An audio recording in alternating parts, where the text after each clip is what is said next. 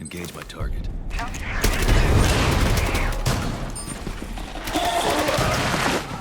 With me! Asset is under it. Bring the asset to the extraction pod. In Rainbow Six Extraction, your mission is to get in, get the job done, and get out. But no two missions are quite the same, and in this episode of our Rainbow Six Extraction Deep Dive series, we're taking a look at how different maps and objectives and difficulties combine to create a dizzying array of possibilities. So let's break it down. You're looking at 12 dynamic maps divided into 3 zones each, 13 different randomized mission types, 18 operators, over 24 React Tech devices, this thing, like 10 different types of these things, okay? Plus, all this nasty sprawl, which you know just has to smell awful.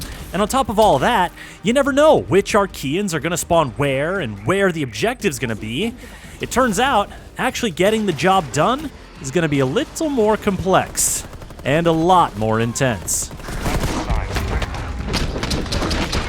New York City, San Francisco, Alaska, New Mexico, and this absolutely weird place.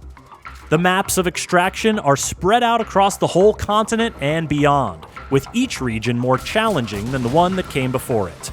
The different regions each have their own feel, not just like the touristy flavor of Liberty Island in New York City compared to the frigid frontier situation of Eurydice Valley in Alaska.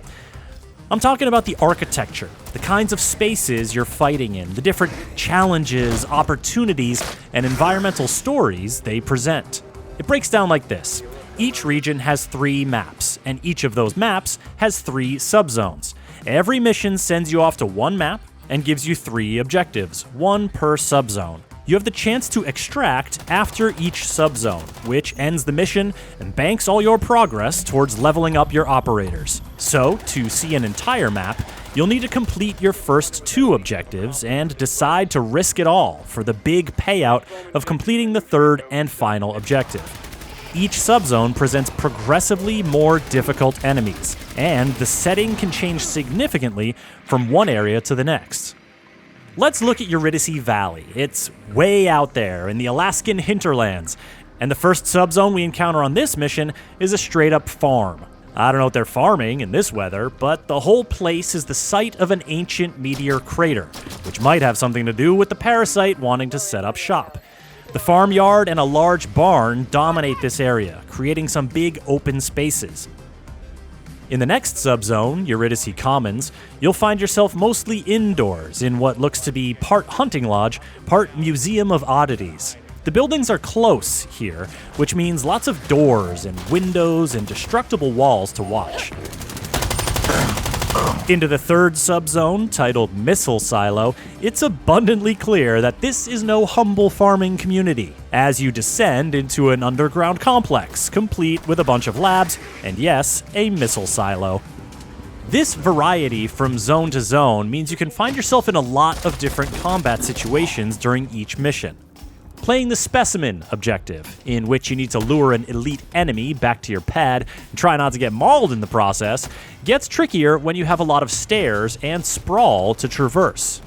Capture system on. If your mission was, say, serial scan, you'd be more focused on barricading openings near the scan areas and laying traps for your incoming foes, so the stairs wouldn't be as much of a factor.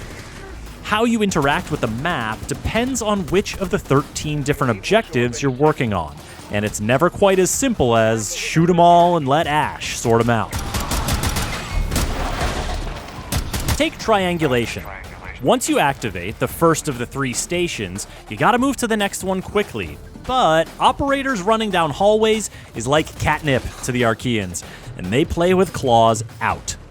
It's better to scout your route from station to station before activating them so you can stealthily thin the herd and find pathways that'll allow you to cover ground swiftly.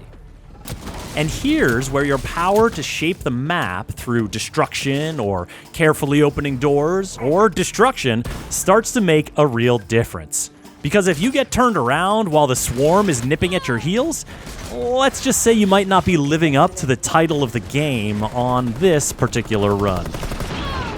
Scouting the lay of the land is also crucial for decontamination, the objective in which you have to shoot a whole infestation of aberrant nests and then get a sample from the most aberrantest one, because Mira has only a tenuous regard for your personal safety. What you'll need to look out for here, and pretty much everywhere else, is the sprawl. This stanky gunk is distributed differently each time you play a given map. So even if you're starting to know your way around San Francisco's Apollo Casino and Resort after a few visits, the sprawl is always creeping somewhere new to mix things up. Plus, if an Archean sounds the alarm and alerts nearby nests, they're gonna start pumping out even more sprawl, which is a bad thing. The sprawl slows you down. The sprawl speeds them up. The effects of spreading sprawl can essentially alter the map mid-mission in favor of the things that want to kill you.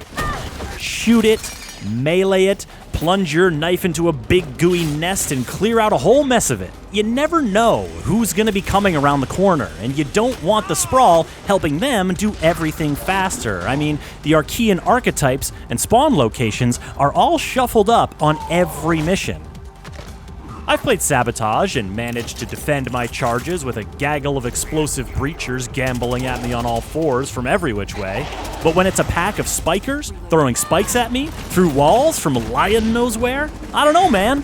Look, we're going to talk a lot more about the different Archeans and tactics to take them down in another episode of this deep dive series. But suffice to say, when it comes to enemies, you never quite know what you're going to get.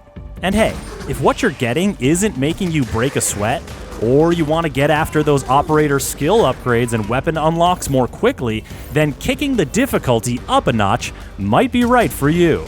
Completing objectives on tougher difficulties yields substantially more progression, but side effects may include increased sprawl, elevated Archean aggression, grievous bodily harm, and stasis foam encasement.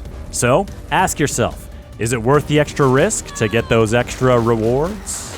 If you want more info on those rewards, check out the other video in our series, where we delve into how different operators can not only change your approach to the mission, but can also evolve as you level up. Rainbow Six Extraction is launching this January for PS4 and PS5, Xbox One and Xbox Series X and S, cloud gaming, and PC.